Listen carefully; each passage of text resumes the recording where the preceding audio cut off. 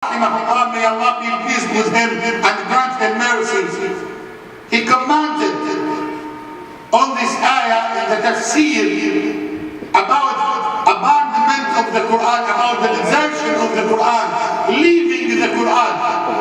He says there is 5 major degrees of deserting Quran, of leaving Quran. The first degree, to leave listening to the Quran carefully, with full concentration to the Quran, to the meaning of every ayah. And that's why we have in Taraweeh, you know, that we are praying every rak'ah. The Imam who is reciting Surah Al-Fatiha every rak'ah, and we are listening غير المغضوب عليهم ولا الضالين. Allah angry with them and those who are astray. Do you know who are astray? Do you know those أنعمت عليهم? Do you feel that meaning when you recite Quran? So number 1, desert to listen Quran carefully, just listening. And you can find the man is reciting Quran while he's praying, and he is reciting, for example, Al-Fatiha, and he can say إِيَّاكَ نَعْبُدُ وَإِيَّاكَ نَسْتَعِينُ. Then he is thinking about food and drink. After a while, he says, اهدنا الصراط المستقيم. Then he thinks about the colors of the carpets in the masjid, how it will like be green and brown. I will talk to the Imam, how it will be there. Then he finishes, Ameen. That's all. He can't feel every ayah in the Quran. He can't feel the words itself, like recitation. And you know about these lovely surahs which we read always in every rak'ah. قُلْ هُوَ اللَّهُ أَحَدٌ إِنَّا أَعْطَيْنَاكَ الْكَوْثَرَ. Even for the smallest surah in the Quran, we don't know exactly the meaning of each surah. So the first type and degree of deserting Quran is to desert listening Quran carefully. And second type is to desert act upon the Quran, applying every surah and every ayah in the Quran. And this second type, and we will talk about later.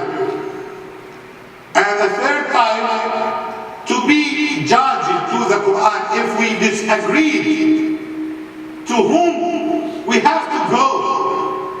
We have to go to the Quran, the word of Allah subhanahu wa ta'ala. The fourth degree, if you listen carefully and if you apply and if you have the Quran your reference, we have the fourth degree, to teach others the Quran.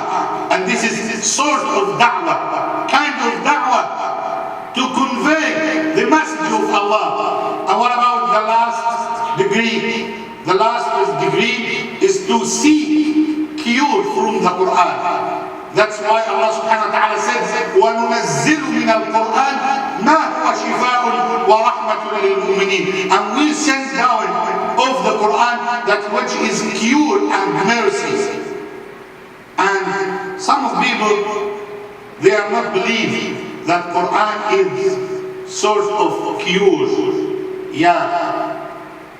Indeed, it is kind of cure.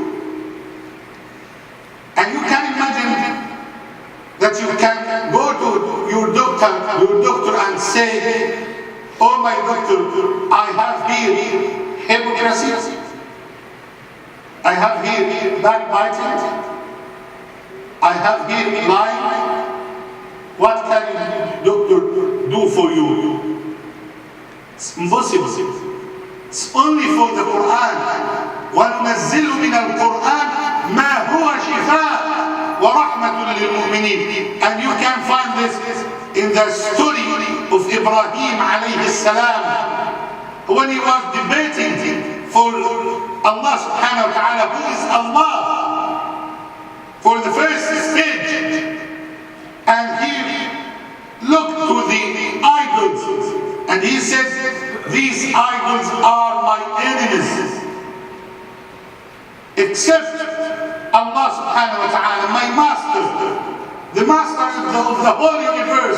إِلَّا رَبَّ الْعَالَمِينَ الَّذِي خَلَقَنِي فَهُوَ يَهْدِينِ, the one who created me and provide me guidance. وَالَّذِي هُوَ يُطْعِمُنِي وَيَسْقِينِ, is the one who provides me food and drink. He gives me rizq. وَالَّذِي وَإِذَا مَرِضْتُ فَهُوَ يَشْفِينِ. And look for the etiquette of Ibrahim.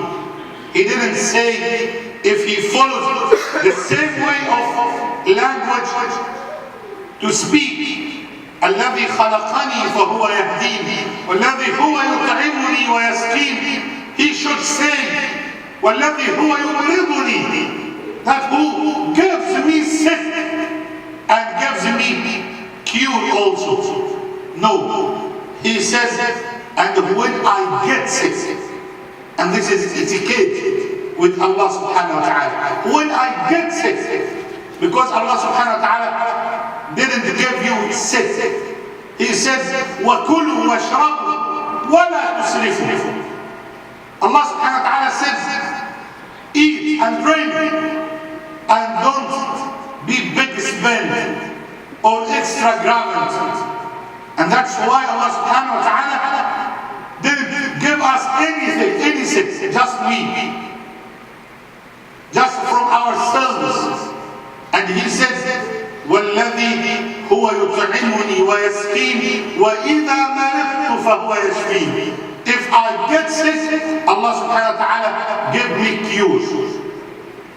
And this is the blessings from Allah subhanahu wa ta'ala. And you can be cured. You can get cured also through the Quran. Brothers and sisters, we have to know very well that Allah subhanahu wa ta'ala didn't send his messenger sallallahu alayhi wa sallam with this message. And you can imagine the Prophet sallallahu alayhi wa sallam was sent as a prophet when he was 40 age, and he died sallallahu alayhi wa sallam at 63. And can you imagine 23 years Allah subhanahu wa ta'ala revealing that Quran about the Prophet sallallahu alayhi wa sallam? Do you think that Allah subhanahu wa ta'ala sent the last message to the creation just to listen? And if we listen without taking consideration, concentrate for the meaning of ayah? No, Allah sent his messenger. Allah revealed the Quran to be a way of life, the way of our life. We have to concentrate about the meaning. We have to read books of tafsir to know the meaning. And I will give you just an example. To believe me today, just example, you are reading every day almost قل هو الله أحد, قل هو الله أحد. So what's the meaning of أحد?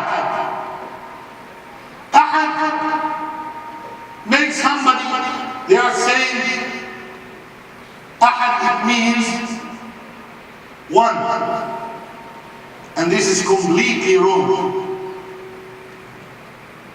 One is preceded by zero, and astaghfirullah, we can't say this about Allah subhanahu wa ta'ala.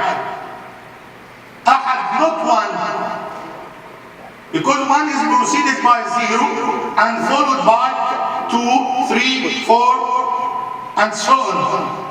So what's the meaning of Ahad? Qul huwa Allah Ahad. The meaning of Qul huwa Allah Ahad, the word Ahad, he was there when there was no one there.